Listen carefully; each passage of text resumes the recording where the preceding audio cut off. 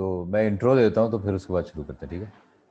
जरा face light करीब कर लो थोड़ी सी यार। अरे अरे अरे, मेरी तो देखो, मैं काला आ रहा हूँ, तुम तो फिर भी यार अच्छे आपने लग रहे पीछे माहौल जो बनाया ना लैंप वाला वो बहुत आला है। हो। अब वो जरा फिर मैं तो तो थोड़ा सा तो चस्का होना हसद चाहिए। हसद की आग में जल रहा हूँ थोड़ा सा।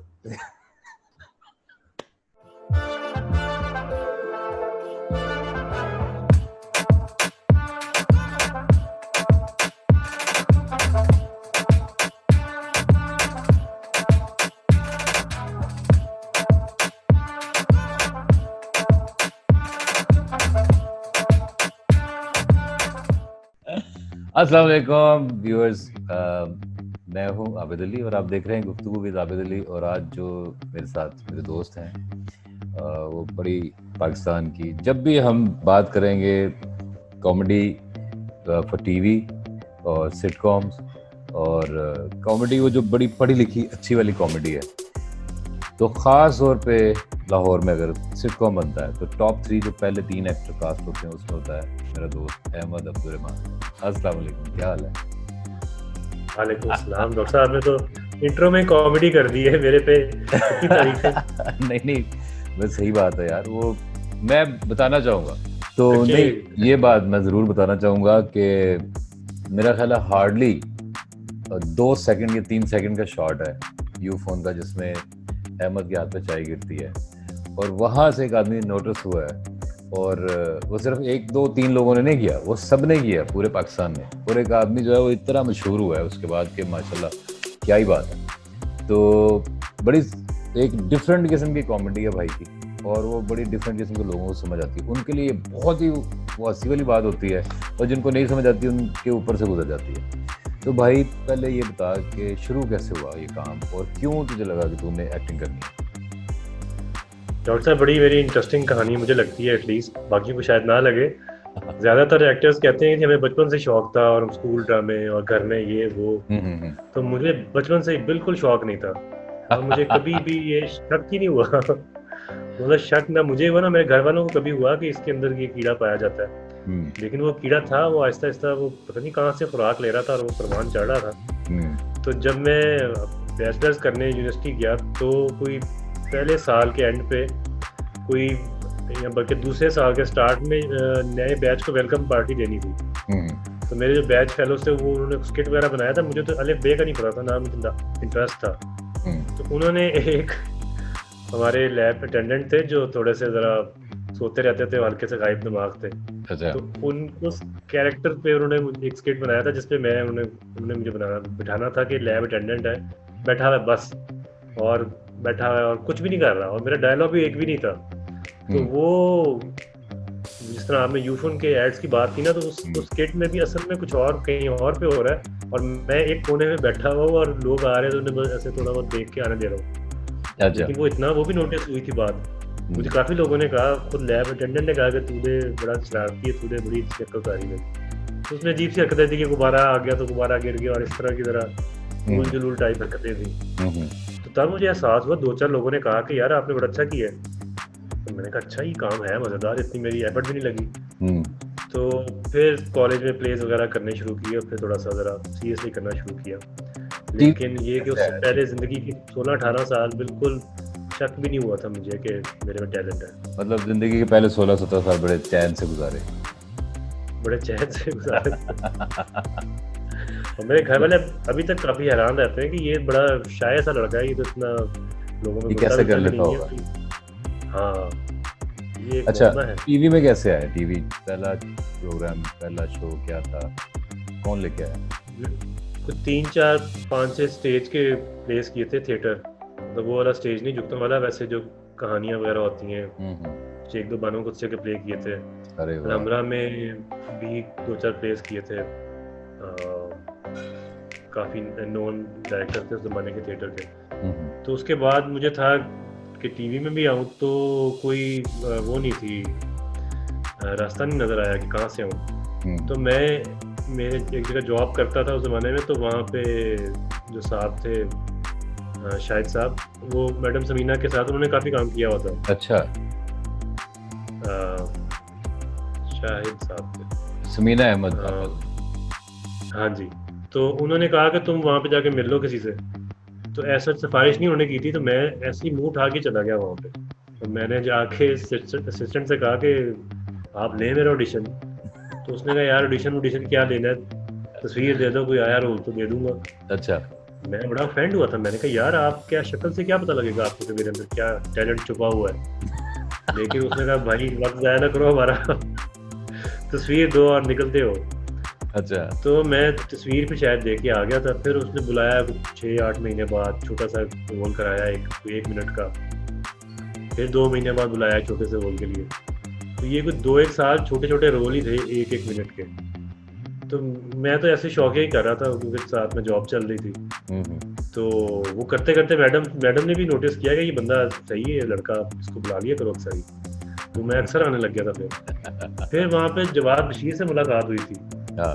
और वो मुझे याद है, वो पता नहीं क्यों याद है, वो एक सीन था कि मैं उनका सिटकॉम चल रहा था जवाद बशीर का और समीना अहमद का। तो उसमें मेरा कुछ छोटा सा सीन था कि डाकिया आता है तो बेल बजाता है तो खोलते हैं, तो उसने बस पकड़ा के चले जानी है, लेटर पकड़ा के चले जाना। तुम डाकिया? मैं सुबह का आया बैठा, रात के कुछ पता नहीं 8-10 बज गए और मेरा सीन नहीं आया।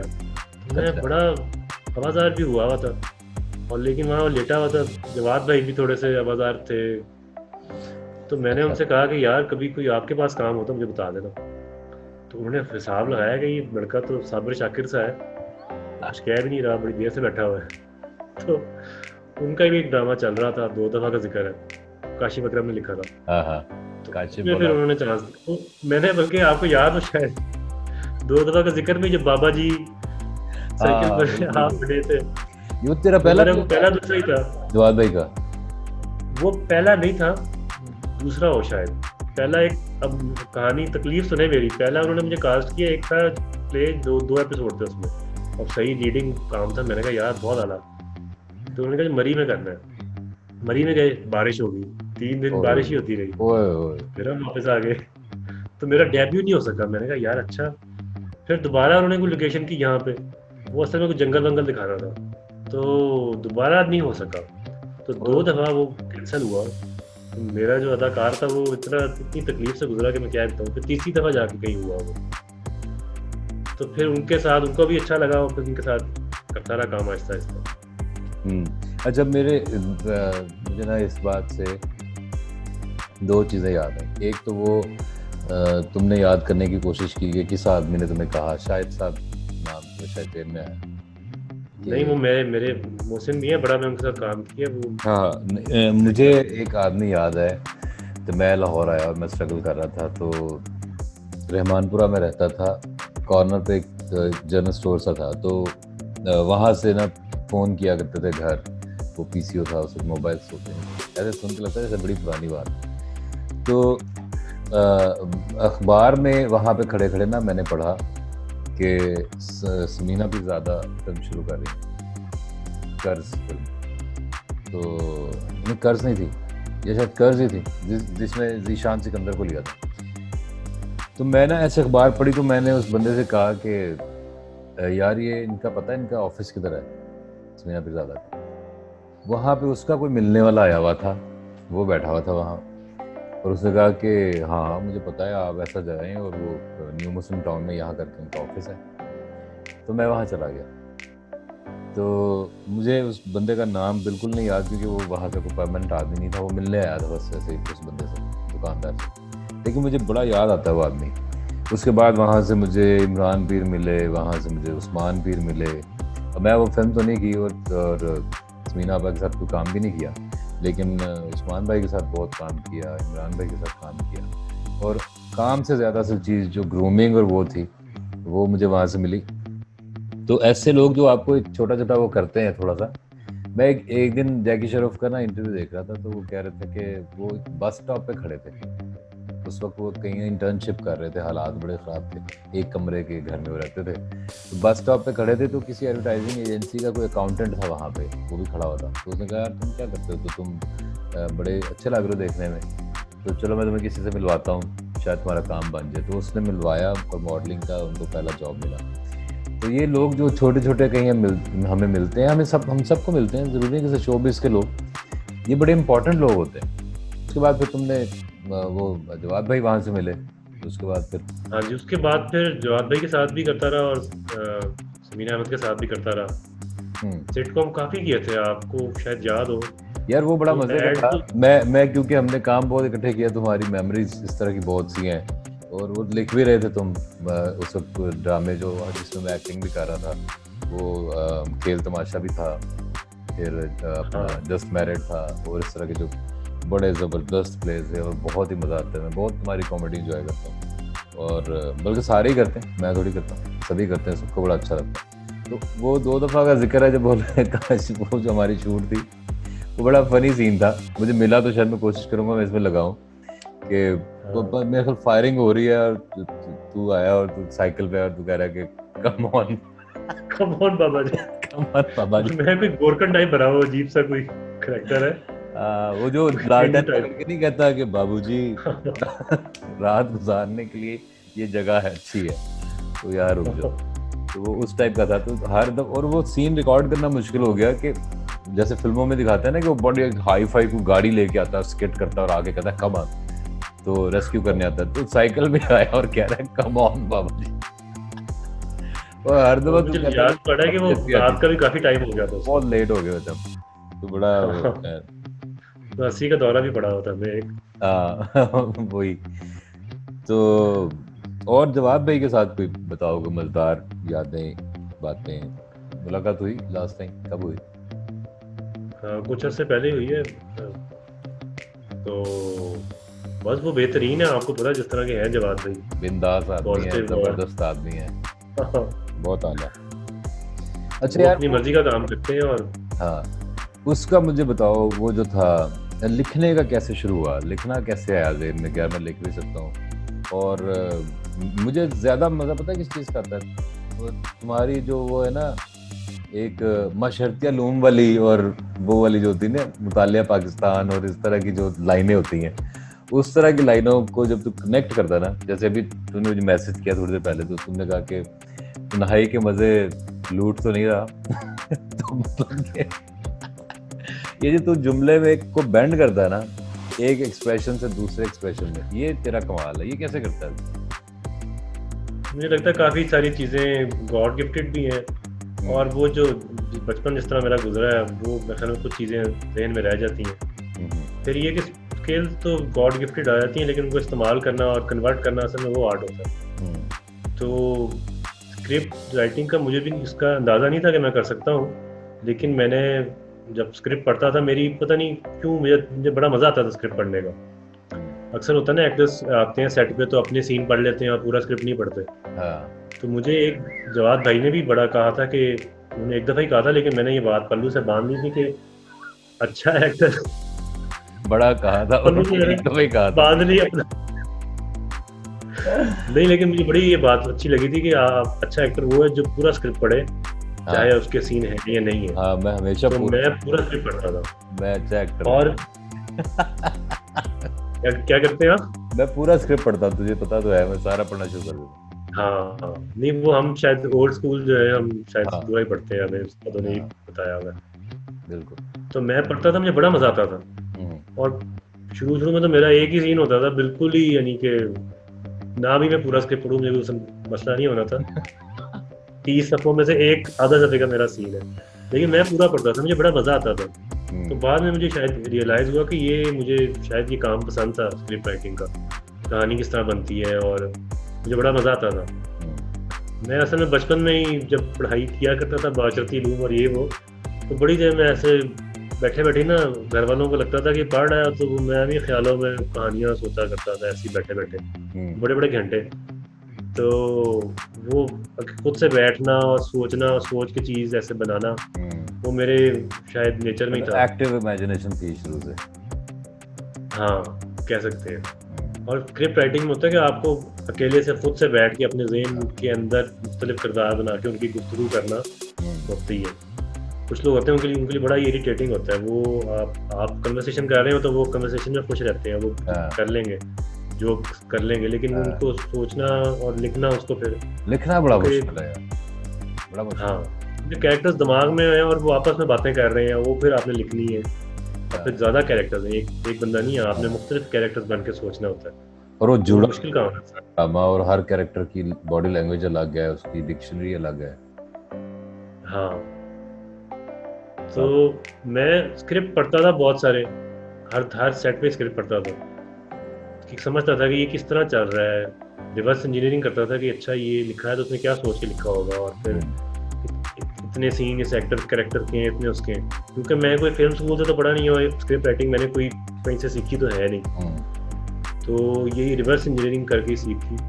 तो पहला स्क्रिप्ट जवाद भाई के लिए लिखा, जवाद बशीर के लिए? एक ये था छोड़ो प्यार प्यार, जियो पे चल रहा था, तो उसमें मैंने कहा कि मैं आपको अगर कहते हैं तो एक सैंपल के तौर पे लिख के लाता हूँ प्ले, एक एपिसोड, तो उन्होंने कहा लिख ला।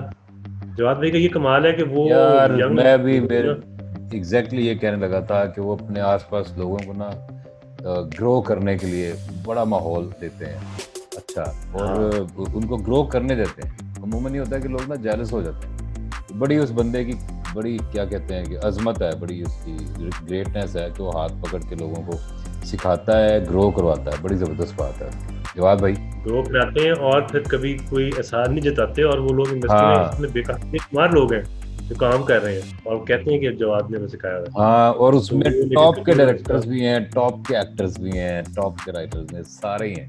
और जवाद भाई को उनका नाम भी नहीं, अगर आप उनसे पूछेंगे उनको एक दो के नाम याद होंगे, उनको याद भी नहीं होगा कि कितने लोगों को सिखाया होगा, और कितने लोग हैं यार जो असिस्टेंट थे उनके, जो उनको असिस्ट कर रहे थे और बाद में इतने बड़े डायरेक्टर हैं। माशाल्लाह बड़ा काम कर रहे हैं हाँ इंडस्ट्री में।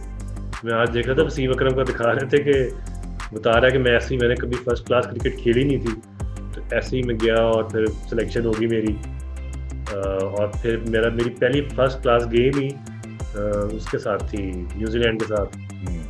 तो जवाद भाई भी ऐसे ही है, फील्ड के वसीम अकरम ही है। ऐसे ही मैं देखें तो, मैं ना अहमद, बड़ी सीरियस सी एक शक्ल है, सीरियस सी आवाज़, और लोग ना बहुत सीरियस समझते हैं, और मैंने काफ़ी ज़्यादा लगातार ना सीरियस ही किए, तो मुझे कॉमेडी का मज़ा तो आता था, लेकिन कॉमेडी की टेक्निक या कॉमेडी करते कैसे ये नहीं पता था, मैंने की कभी नहीं थी। तो मेरा ख्याल है जस्ट मैरिड था या कौन सा प्ले था, नहीं नहीं उससे भी पहले एक था, वो चला नहीं था, पायलट रिकॉर्ड हुआ था, मैं था, टीपू था, इस तरह करके ना रेलवे ट्रैक पे खुदकुशी करने जाते हैं इस टाइप का। तो मुझे ना इन्होंने बुला के, जवाद भाई ने, इन्होंने कहा कि करना है तुमने कॉमेडी, मैं कहा मैं तो कभी की नहीं है, तो कहते हैं कि, और मैंने कहा मैं तो ऐसे सीरियस सा हूँ ज़रा, तो उन्होंने कहा कि इसीलिए तो अच्छी करेगा। तो मैं बड़ा हैरान हुआ और मैं इतना घबरा गया कि सुबह रिकॉर्डिंग थी, मैंने कहा कैसे कॉमेडी करूँगा, कॉमेडी तो बिल्कुल और गेम है। तो असल में बॉडी लैंग्वेज ही खुलती है कॉमेडी के साथ। संजीदा जितने भी लोग हैं ये जो इस वक्त जो एक्टिंग कर रहे हैं वो इसीलिए इतने स्टिफ लगते हैं, उन्होंने कॉमेडी नहीं की, क्योंकि कॉमेडी में आपने हंसना है अपने ऊपर भी दूसरों पे, तो वो आप कर नहीं सकते जब तक कि आप अपने ऊपर से एक खौल नहीं उतारते मसनूई हीरोइज्म का और इस सारी चीज़ों का। तो वो बड़ा उन्होंने मुझे हेल्प आउट किया, और उससे मेरी ओवरऑल जो एक्टिंग थी वो उसमें थोड़ी सी बेहतरी पैदा हुई। बल्कि एक दो दफ़ा चैनल वालों ने भी कहा कि ये सीरियस एक्टर है, तो इन्होंने कहा नहीं ये बड़ा अच्छा करेगा। तो वो फिर मेरा ख्याल वो था, तुमने लिखा था जस्ट मैरिड, तो कमाल हो उसके, कितना ज़बरदस्त। तो ये उनकी चीज़ है यार कि वो लोगों को ना पहचान के और एक दफ़ा पुश बड़ा अच्छा करते हैं, और बड़ा दीदार आदमी है। आज पता नहीं उन्हीं की बातें शुरू हो गई, उन्हीं की तारीफ हुई है। एनीवेज, तो पहला वो लिखा तुमने, छोड़ो प्यार, पहला एपिसोड मैंने वो लिखा, वो बल्कि मुझे लगता है शायद मैंने कहानी बताई पहले उनको और फिर लिखा, तो वो उनको पसंद आया, तो ये अब शूट करेंगे, तो वो फिर शूट हो गया वो तो एपिसोड। तो तेरे कौन से कुछ हो रहा है, सॉरी साथ साथ तुम पूछते रहो, तो मैंने फिर उसी ड्रामे के कुछ 4-5 एपिसोड्स और लिखे थे, तो बस वहाँ से सिलसिला शुरू हो गया। लेकिन मेरा ज़्यादा फोकस एक्टिंग पर ही था, और साथ साथ मैं जॉब वगैरह भी कर रहा था, तो उस तरह मैं प्रॉपर राइटर वाला नहीं रोल जो है ना सही तरह निभा सका। मैंने पालक चिकन हलीम बनाई है, एक दफ़ा जला दी थी लेकिन दूसरी दफ़ा ठीक बन गई है। और बस ये ज़रा फर्स्ट स्टेज की कढ़ाई बना लेता हूँ,